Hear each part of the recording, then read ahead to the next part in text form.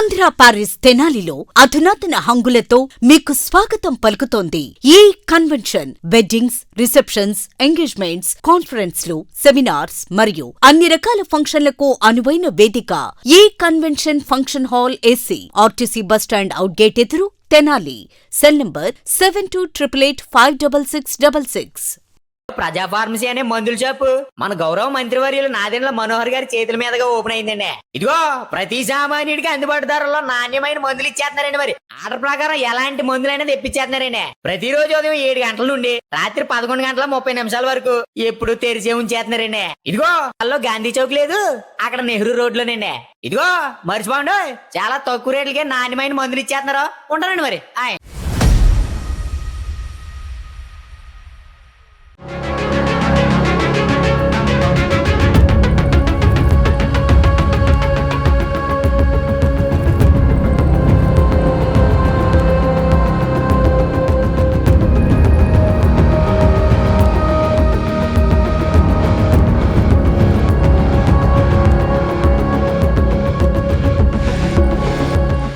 Rowdy షీటర్లు, పాత నేరస్తులు సత్ప్రవర్తనతో మెలగాలని, అట్లా కాకుండా ప్రజలను ఇబ్బందులు కలిగిస్తూ సంఘ విద్రోహ శక్తులకు పాల్పడితే కఠిన చర్యలు తీసుకుంటామని చెప్పి కూడా తెనాలి మండల తహసీల్దార్ గోపాలకృష్ణ హెచ్చరించారు.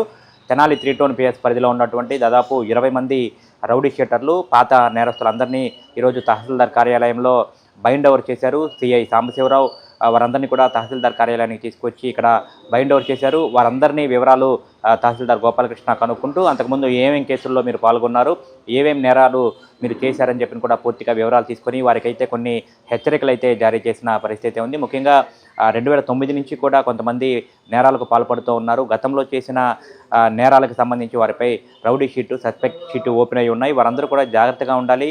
ముఖ్యంగా ఎటువంటి సంఘ విద్రోహ శక్తులకు కార్యక్రమాలకు పాల్పడవద్దని చెప్పి కూడా ఇటు తహసీల్దార్ గోపాలకృష్ణ అట్లాగే సిఐ సాంబశివరావు కూడా వారందరినీ హెచ్చరించారు. అందరూ కూడా జాగ్రత్తగా ఉండాలి. రిపీటెడ్గా నేరాలకు సంబంధించి ఆ చర్యలు పాల్పడితే వారి మీద PD యాక్ట్ నమోదు చేస్తామని చెప్పి కూడా తహసీల్దార్ అయితే హెచ్చరించారు. ముఖ్యంగా PD యాక్ట్ నమోదు చేసి జిల్లా బహిష్కరణ కూడా విధించే విధంగా కూడా ఏర్పాటు చేస్తాము, జిల్లా ఉన్నతాధికారుల ఆదేశాల మేరకు అని చెప్పి కూడా హెచ్చరికలు అయితే చేసిన పరిస్థితి ఉంది. ముఖ్యంగా 2 లక్షల రూపాయలకి బైండ్ ఓవర్ చేస్తాము. ఏదైనా నేరాల్లో కనుక పాల్గొన్నట్లయితే వారి మీద 2 లక్షల రూపాయలు బైండ్ ఓవర్ చేస్తాము. అందరూ మధ్యతరగతి కుటుంబానికి చెందిన వారుగా ఉన్నారు, అందరూ జాగ్రత్తగా ఉండాలి, మీ కుటుంబాల కోసమైనా మారాలి, రిపీటెడ్గా ఎటువంటి నేరాల్లో పాల్గొనొద్దని చెప్పి కూడా తహసీల్దార్ గోపాలకృష్ణ వారికైతే హెచ్చరికలు చేశారు. సిఐ సాంబశివరావు ప్రత్యేకంగా వీరందరినీ కూడా ఇక్కడికి తహసీల్దార్ కార్యాలయానికి తీసుకొచ్చి బైండ్ ఓవర్ చేశారు. ఈ సందర్భంగా వారు ఏం చెప్తా ఉన్నారు, రౌడీ షీటర్లకి ఏ విధంగా బైండ్ ఓవర్ జరుగుతుంది అనేది ఒకసారి చూద్దాం. 2013లో ఉన్న కేసు ఏంటి అంటే ఒకసారి మర్డర్ కేసులోని మళ్ళీ ఇంకోసారి మర్డర్ కేసులో ఉన్నావా? 2014లో ఉన్న కేసు ఏంటి అంటే నీ పని రౌడీ షీట్ ఉందా నీ మీద? ఇదే పనా నీకు? ఏ ఏరియాలో ఉంటావు? ఎందుకు ఇన్ని కేసులు ఎట్లా ఉన్నావు అసలు? భయం లేదు, వ్యవస్థలో భయం లేని తత్వం ఉందన్నమాట. అయితే ఏం కాదులే అనుకుంటున్నారు మీరంతా, అంతేనా? షేక్ చిన్న కాసిం తండ్రి పేరేంటి? నీకు ఇంకో పేరుందా? ఏంటో ఆ పేరు? రౌడీ షీట్ కూడా ఉందా? గతంలో ఉన్న కేసు ఏంటి?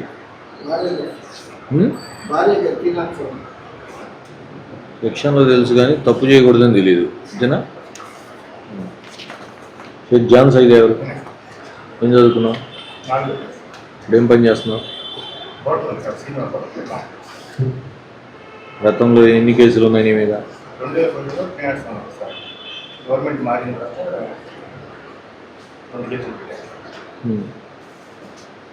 రెండు కేసులు పెట్టారని నువ్వు తప్పు చేయకుండా పెట్టారన్నా? ఏం కేసు అది? 3 టౌన్ సిఐ గారు సాంబశివరావు గారు 20 మంది రౌడీ షీటర్లని నా ముందు బైండ్ ఓవర్ చేశారు. వారి పాత హిస్టరీ గమనిస్తే గతంలో చాలా కేసుల్లో 2009 నుంచి కూడా వివిధ రకాల కేసుల్లో ఉన్నట్టుగా గమనించాం. రికార్డు పూర్వకంగా మర్డర్ కేసుల్లో ఉన్నవాళ్ళు, ఈవిటీజింగ్కి పాల్పడేవాళ్ళు, చిన్నపిల్లల మీద అఘాయిత్యాలు చేసేవాళ్ళు, అట్లాంటి హిస్టరీ ఉన్న వాళ్ళందరినీ మరి మన సిఐ గారు వారందరినీ క్యాచ్ చేశారు. వారందరినీ ఈరోజు బైండ్ ఓవర్ చేశాం. సంఘ విద్రోహ శక్తులుగా చలామణి అయ్యే అవకాశమే లేదు తెనాలిలో. నేను ఈ విషయంలో ప్రత్యేకంగా మన 3 టౌన్స్ సిఐ సాంబశివరావు గారిని అభినందిస్తూ ఉన్నాను. ఈరోజు మరి గత కొద్ది కాలంగా మన సిఐ గారు రౌడీ షీటర్లని వాళ్ళ ఇళ్ళకి వెళ్ళి కౌన్సిలింగ్ చేయడం, అట్లాగే ప్రతి వారం స్టేషన్ దగ్గర కౌన్సిలింగ్ చేయడం.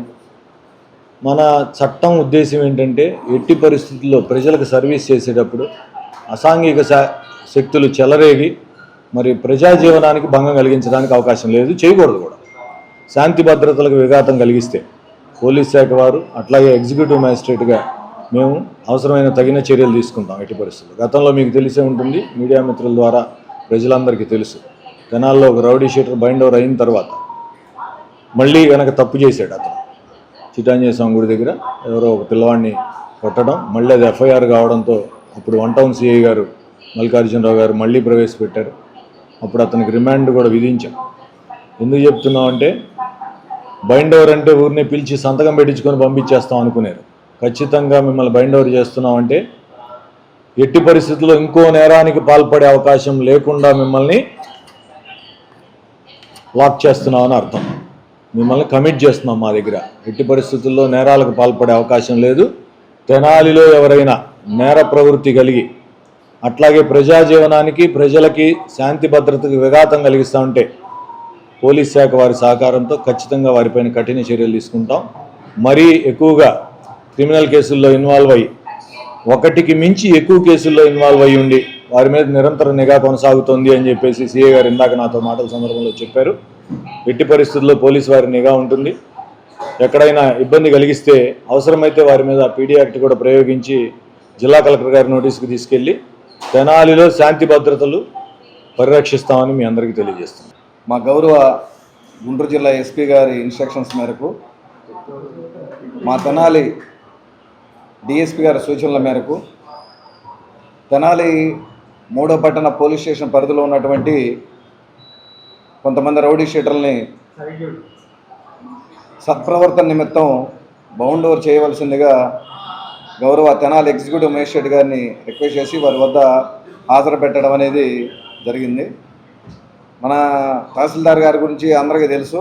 నా సర్వీసులో మొట్టమొదటిసారిగా నేను చూసింది ఏంటంటే బైండ్ ఓవర్ అయినటువంటి వ్యక్తిని రిమాండ్ పంపినటువంటి ఒక తహసీల్దార్ గారిని నాకు తెలిసి అయితే నేను ఇదే ప్రథమం వింటం కూడా. సో సార్ దగ్గర వాళ్ళందరినీ హాజరు పెడితే ఒళ్ళు దగ్గర పెట్టుకొని జాగ్రత్తగా ఉంటారు. అదేవిధంగా చేసిన రుచి చూసినటువంటి ఎక్స్పీరియన్స్ వాళ్ళందరికీ ఉంది కాబట్టి మనం బైండ్ ఓవర్ అయ్యాక 1 year పాటు బైండర్ అవుతున్నాం. ఇప్పుడు 2 lakh రూపీస్కి బైండ్ ఓవర్ చేస్తూ ఉన్నారు. వైలేట్ అయితే 2 lakh కట్టాలి, లేదంటే జైలుకి పోవాల్సినటువంటి సందర్భం ఉంటుంది. ఆల్మోస్ట్ అందరూ కూడా ఇప్పుడు సార్ ఎంక్వైరీ చేసినప్పుడు చెప్పాడు, రాడ్ బెండింగ్ వరకు కూలీ నాలి టాపీ పని చేసుకునే వాళ్ళు అట్లా చెప్పారు. కొంతమంది ఏదో బిజినెస్ చేసుకునే వాళ్ళు ఉన్నారు. 2 lakh రూపీస్ మనం రికవరీ చేసేటువంటి రైట్ ఎగ్జిక్యూటివ్ మేజిస్ట్రేట్ గారికి ఉంటుంది. కట్టలేని పరిస్థితిలో జైలుకు పోవాల్సినటువంటి పరిస్థితి ఉంటుంది. కాబట్టి వాళ్ళందరికీ చెప్తా ఉన్నాం, ఎట్టి పరిస్థితుల్లో తెనాల్లో రౌడీయిజం అనే దానికి ఆనవాళ్ళు ఉండకూడదు. కుక్కట వేళతో పెకలిచ్చేస్తాం అనేది కంకణ కట్టుకు ఎట్టి పరిస్థితి ఉపేక్షించే ప్రసక్తే లేదు. ఏ ఒక్కడి చేష్టల వల్ల సాధారణ ప్రజానికం భయభ్రాంతులు అయ్యేటువంటి పరిస్థితి ఉండకూడదు. ఆకతాయి చేష్టలు కానీ లేదా దందాలు కానీ లేదా నేను రౌడీని కదా అని ఏరియాలో జులుం చేద్దామంటే ఉపేక్షించే ప్రసక్తే ఉండదు. ఎట్టి పరిస్థితుల్లో ఈగలైతే వాడిని గమనిస్తూ ఉంటాం. దొరికారంటే మాత్రం మళ్ళీ ఇంకొకళ్ళు దొరికారంటే మాత్రం ఇంకో 2వ ఎగ్జాంపుల్ సారు రిమైండ్ పంపడానికి రెడీగా ఉన్నాను. ఇప్పుడే మాట్లాడుకున్నాం కాబట్టి చెప్తున్నా, అందరూ కూడా ఒళ్ళు దగ్గర పెట్టుకొని సాధారణ ప్రజానికానికి ఎలాంటి ఇబ్బంది కలగకుండా మీ పరిధుల్లో మీ ఉద్యోగాలు మీ పనులు మీరు చేసుకోండి. ఎవరికి ఇబ్బంది కలిగించదు. ఎవరికి ఇబ్బంది కలిగించినంత వరకు మేము మిమ్మల్ని ఇబ్బంది కలిగించదు. లేదా మీరు ప్రజల జోలికి పోయారు, కామన్ మ్యాన్ జోలికి పోయారంటే మీ పట్ల మేము మళ్ళీ ఇప్పుడే మీ ఇంటికి వచ్చి కౌన్సిలింగ్ చేస్తా ఉన్నాం. ఒక్కొక్కరు 5-6 కేసుల్లో ఉన్నారు. ఒకడైతే 8 కేసుల్లో ముద్దాయిగా ఉన్నాడు. ఒకళ్ళు 14 కేసులో ఉన్న వాళ్ళు కూడా ఉన్నారు. సో 14 కేసులో ఉన్న అతను పీడీ యాక్ట్లో జైల్లో ఉన్నాడు, రాజమండ్రి సెంట్రల్ జైల్లో ఉన్నాడు. సో ఈ చట్టం సూపర్ పవర్, అది దాన్ని ప్రయోగిస్తే రౌడీలందరినీ కూడా మనం కంట్రోల్ చేయడం అనేది చాలా ఈజీ. కాబట్టి జనాలు ఇంకొకసారి రౌడీ షీటర్లందరికీ హెచ్చరిస్తాం, మీ పరిధిలో మీ ఉద్యోగాలు మీరు చేసుకోండి, మీ పనులు మీరు చేసుకోండి. సాధారణ ప్రజల జోలికి వస్తే మాత్రం ఇబ్బంది పెడతామని చట్ట ప్రకారం తెలియజేస్తాం. Thank you.